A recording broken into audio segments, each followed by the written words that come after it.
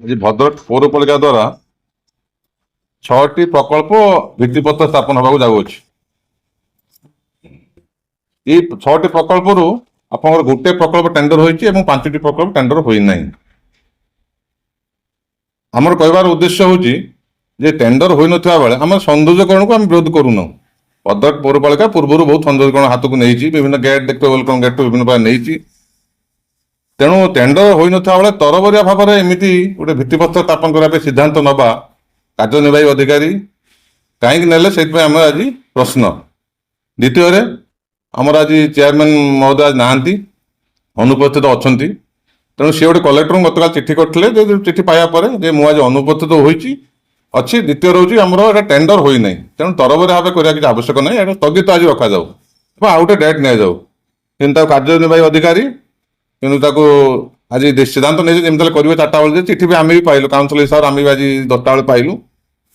ତେଣୁ ଆମର ମୁଖ୍ୟ ଉଦ୍ଦେଶ୍ୟ ହେଲା ଯେ ଏଇଟାକୁ ଆଜି ସ୍ଥଗିତ ରଖାଯାଉ ଏବଂ ଆଉ ଗୋଟେ ଦିନ ନିଆଯାଉ, ଟେଣ୍ଡର ହେଇକି ହଉ। ବିନା ଟେଣ୍ଡରରେ କାର୍ଯ୍ୟନିର୍ବାହୀ ଅଧିକାରୀ ବ୍ୟସ୍ତତା ହେଇକି ଆମକୁ କନସର୍ନ, ଆମର କାଉନସିଲର ମାନଙ୍କର ବି ସେଇ ପରାମର୍ଶ, ଯେମିତି ୟା ପୂର୍ବରୁ ହେଇଥିଲା ଘଟଣା ଆପଣ ଶୁଣିଥିବେ, କାଉନସିଲର ପରାମର୍ଶ ନାହିଁ କି ଚେୟାରମ୍ୟାନ ଜାଣିନାହାନ୍ତି, ତଥ୍ୟରେ ସେ କରିଦେଉଛନ୍ତି। ଆମର ବିଧାୟକ କି ଏମ୍ପି ଆସନ୍ତୁ, ଆମେ ତାଙ୍କୁ ସ୍ୱାଗତ କରୁଛୁ, ସେ ଆସନ୍ତୁ, ଭିତ୍ତିପତ୍ର ସ୍ଥାପନ କରନ୍ତୁ। ଚେୟାରମ୍ୟାନ ଯାଆନ୍ତି ପ୍ରୋଟୋକଲ ଅନୁଯାୟୀ ଚେୟାରମ୍ୟାନ ରହିବା କଥା, ଚେୟାରମ୍ୟାନ ରହୁନାହାନ୍ତି।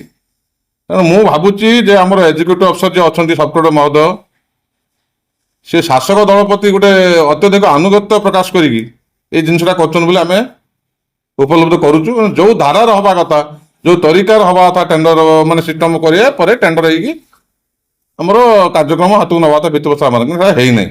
ତେଣୁ ଆଜି ଆମେ ଉଦ୍ଦେଶ୍ୟ ହେଉଛି ଆମର ସାମ୍ବାଦିକ ସମ୍মেଳନରେ ସାଧାରଣ ଲୋକଙ୍କୁ ଆମେ ଜଣାଇବା ପାଇଁ ଚାହୁଁଛୁ, ଭଦ୍ରକ ପୌରପାଳିକା ସବୁବେଳେ ସୌନ୍ଦର୍ଯ୍ୟକରଣ ଏବଂ ଉନ୍ନତି କାର୍ଯ୍ୟକ୍ରମ ପାଇଁ ଶପଥ ନେଇଛି, କିନ୍ତୁ ଏଇ ଯୋଉ ତରିକାରେ ଆଜି କରୁଛି ଏଇଟା ବନ୍ଦ କରାଯାଉ, ସ୍ଥଗିତ ରଖାଯାଉ, ଏତିକି ଆମର ଆଜି ଦାବି। ଆଉ ତେଣୁ ଆମେ ସହଯୋଗ କରିବୁ ନାହୁଁ, ଏ କାର୍ଯ୍ୟକ୍ରମ ଆମେ ସହଯୋଗ ଯୋଗ ଦେବୁନି।